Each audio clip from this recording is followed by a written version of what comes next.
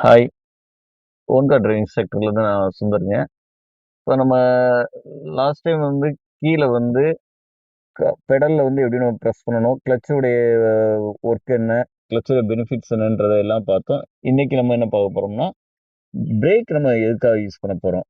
Break எதுக்காக use பண்ண போறோம்னா, வண்டி வந்து வேகமா போம்போது, நம்ம வந்து பிரேக் மிதிச்சு கிளட்ச வந்து ஃபுல்லா மிதிக்கவும், வண்டி ஸ்லோ டவுன் ஆகும். இந்த போற ஸ்பீட வந்து ஸ்லோ டவுன் பண்றதுக்கு நம்ம பிரேக் யூஸ் பண்ணலாங்க.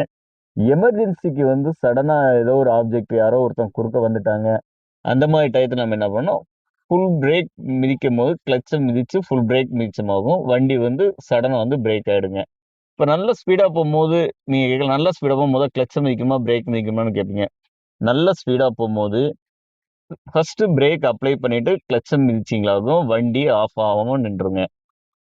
ஸ்லோவா ஓட்டும்போது, ஃபர்ஸ்ட் வந்து நீங்க பிரேக் லேசா டச் பண்ணும்போது, ஃபுல் கிளட்ச மிதிச்சு, பிரேக் கொஞ்சம் கொஞ்சமா ஸ்மூத்தா பண்ணீங்களா, வண்டி ஸ்லோ டவுன் ஆயிடும்.